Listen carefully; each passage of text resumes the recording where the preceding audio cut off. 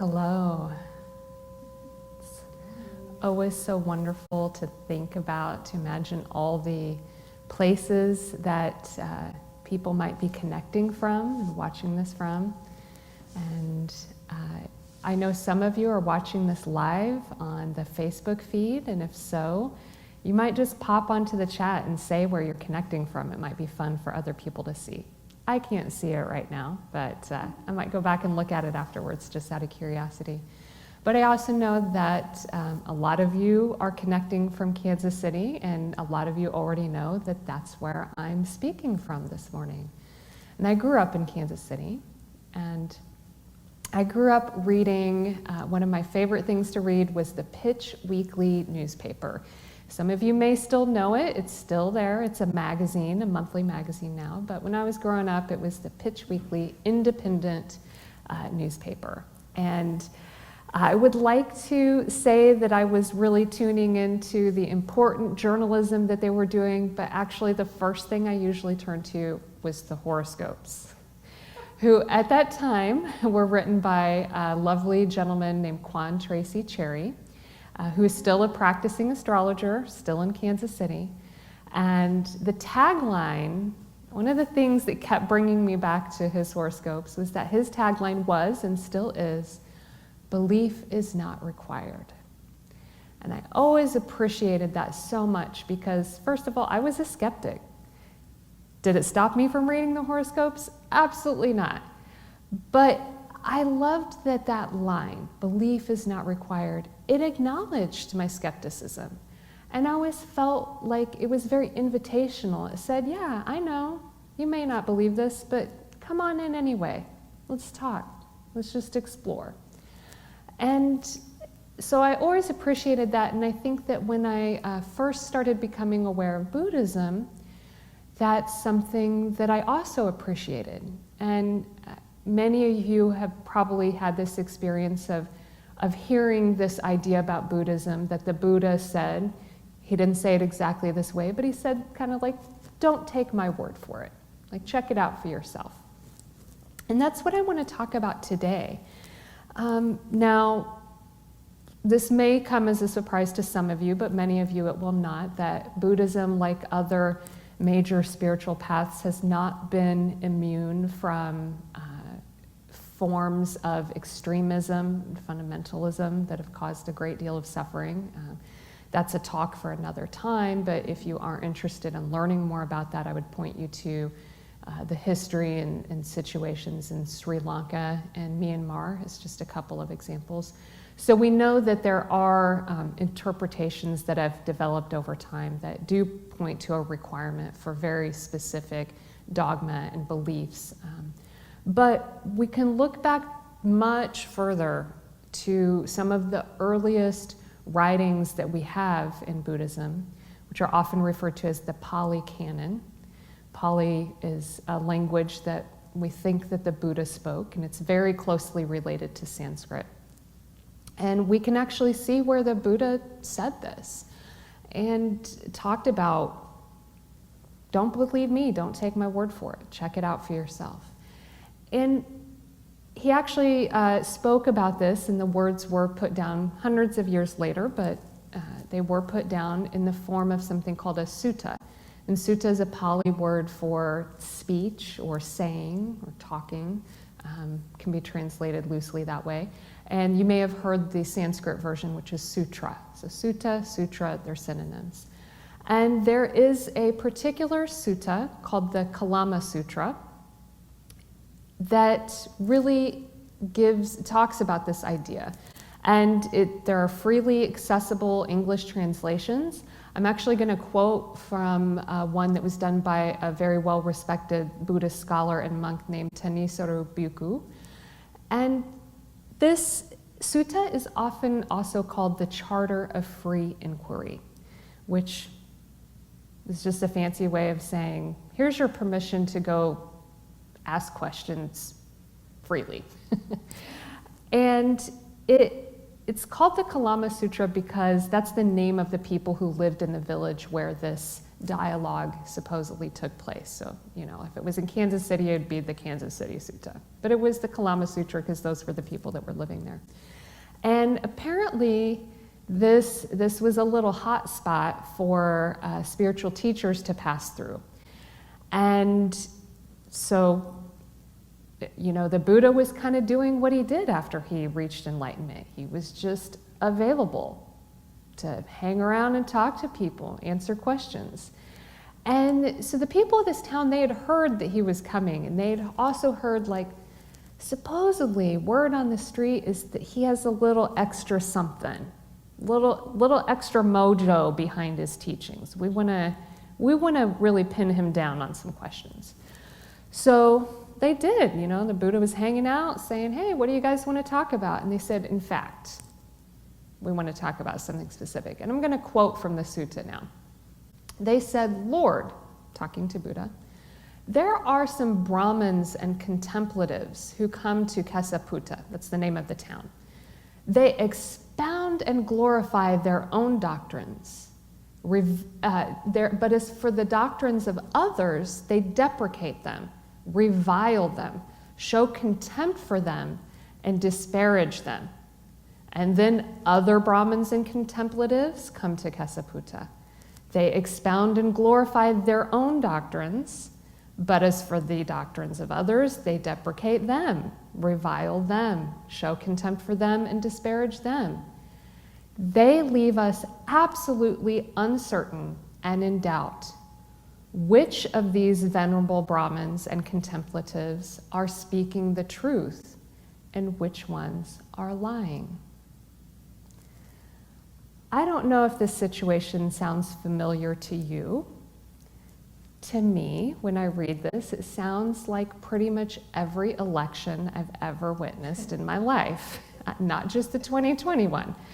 And so I'm sure you could think of other examples, right, where you're sitting there going, who do I believe? What do I believe? What's right?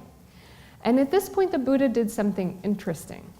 He didn't say, this one's right, this one's wrong. He also didn't say, I'm right, they're all wrong. He said, you know what? I'm going to give you an algorithm, which is just a fancy word for a step-by-step process to solve a problem. Here's what you do. Here are the steps. Now, at this point, I'm paraphrasing the sutta, but this is not a long sutta. It's very accessible in its English translation. It's like a couple pages long. I encourage you to go read it, but I'm going to shorten it for the purposes of our talk. He said, here's what you do. You take a look at those beliefs, and if you need to, you can just do this as a thought experiment, or you can try it on for size. But imagine if you operated your life from that set of beliefs, or that one particular belief, whatever the combination may be, where would it get you? Would it lead you to, and this is kind of the phrasing of the sutta, would it lead you to dwell in aversion, which is sometimes more strongly translated as hatred? Would it lead you to dwell in clinging, which is sometimes called greed? Would it lead you to dwell in delusion? Or would that belief or that set of beliefs, if you operated your life from that, would it cause you to dwell in the opposite of those things? Kindness, wisdom, equanimity. And once you figure that out, then go with the ones that cause you to dwell in kindness and wisdom and equanimity. And that's what he said. So he didn't say take my word for it. He didn't say take somebody's word for it because they claim to have authority. He didn't say do it because it's tradition. This is the way it's always been done. He said look at where those beliefs get you and cultivate, stay with the beliefs, accept as good the beliefs that help you to dwell in good. And so I'm sure we can think of examples where we see people, I'm not going to go into specifics because I'm sure the last year has given us plenty of examples, and even moving into this year, where people have been driven by beliefs that were very much coming from aversion and clinging and delusion, and driving into actions that furthered that cycle. And it can be tempting to think that when we see those sort of dramatic examples, we see dramatic behavior in people around us, it can be tempting to think that, like, oh, well, I'm not going to get suckered into that. Here I am, I'm listening to a spiritual talk this morning, I do all the good things, I'm okay.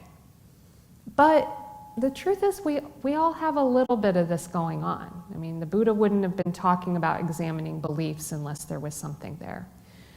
So I'd like to invite you on a little thought experiment. I'd like to, in the spirit of free inquiry, invite you to inquire into your own experience. And this doesn't need to be super formal, but just tune in. See if you can spread your attention on your inner experience. This would be emotions that might come up in your body. If you're not sure where you feel emotions, maybe just smile and notice where you feel that. Maybe notice where you hear mental dialogue, where you make your grocery list. Just say hello to yourself. Where do you get images? Where's your mind's eye? And so once you've kind of spread your attention as much as possible, sort of monitoring, not needing to create anything, just check in, notice, and now watch as I invite this next part of the experiment. I invite you to bring to mind someone you know. Could be someone you just know of, could be a public figure, a person that you see around town, but it could be a loved one, it could be a friend or somebody you work with. But think about someone that you have a very particular disagreement with. Maybe a difficult situation, there's a behavior that either you or they engage in that you find difficult to accept, a belief that you wish was different. And as you bring this person and this situation to mind, notice what arises. An emotion, a body sensation, mental talk, images of you or this person, this situation. And just notice.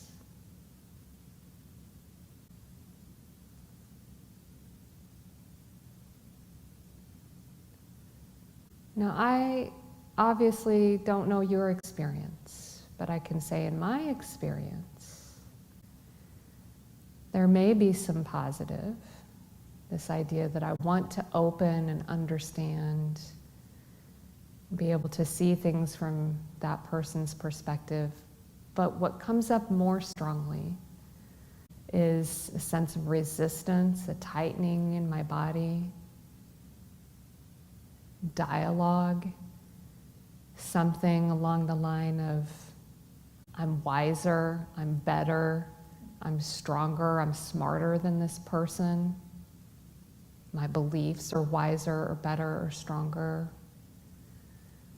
And then sometimes I note dialogue like, they're not as smart, they're stupid, they're ignorant, they should change, they don't know what they're doing.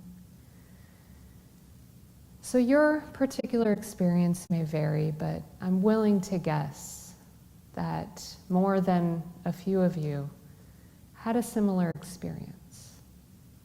Now, continuing this experiment just one step further, I invite you to bring to mind a friend, a family member, a neutral person, someone with whom you either have a very easy relationship or a very neutral relationship. You interact with them easily.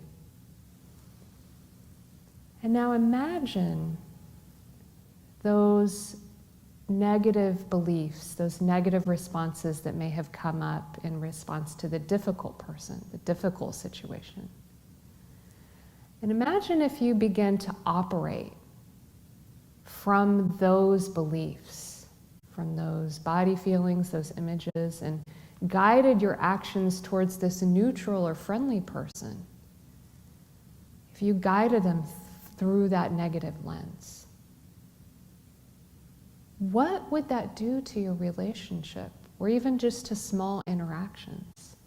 How might that change things?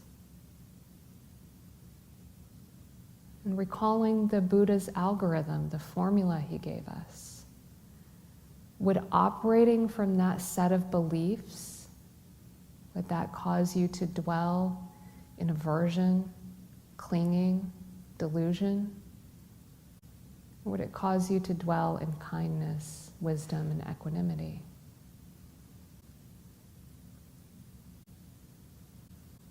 And so can just notice that. We've inquired and now we have information that maybe we didn't have before. And so as we let go of that experiment, we can realize that there's sort of some bad news and some good news. And the bad news is we've all got those beliefs in there that are arising, those images, those mental dialogues, those body sensations, those represent these deep beliefs that we may have. But the good news is, even if we have those beliefs that are sort of driving us into the more negative, less optimal ways of interacting with the world, there's medicine for that. And in modern terms, we can call that mindfulness. And as we cultivate mindfulness, we're cultivating a very special set of skills. A set of skills that allows us to investigate more clearly and deeply these beliefs, and to investigate them with a sense of openness and curiosity and non-judgment, and to investigate them as long as we need to stay with them. And the even better news is that once we start doing this, this is medicine that allows these beliefs to more easily shift and to start being more mindful. To take this medicine, we don't have to believe in it. Belief is not required. To try it out, to see what the results are. And so in that way, mindfulness helps us freely inquire to establish and solidify beliefs that help us dwell in a more positive way, in a way that reduces suffering. And I want to close with a final thought from another Buddhist scholar and monk named Bhikkhu Bodhi, who's also done a lot of translation work. And he offers a sort of caveat, a little, don't forget, a little warning about this sutta that we've talked about, the Kalama Sutra, the Charter of Free Inquiry. And he reminds us that it's not a free pass to just dismiss anything that we don't like, that we disagree with. And it doesn't mean that we dismiss all faith. Instead, it's sort of a beginner's guide, right, to the path of mindfulness. And it's a beginner's guide in that it allows us to begin to establish what is truly and deeply an ethical belief system. And I'm going to quote him now. He reminds us that these truths have been imparted to us by the Buddha out of his own profound comprehension of the human condition, to accept them in trust after careful consideration. I'm going to repeat that. To accept these truths in trust after careful consideration is to set foot on a journey which transforms faith into wisdom, confidence into certainty, and culminates in liberation from suffering. And so with that, I remind you that belief is not required, and extend the Buddha's invitation to go see for yourself.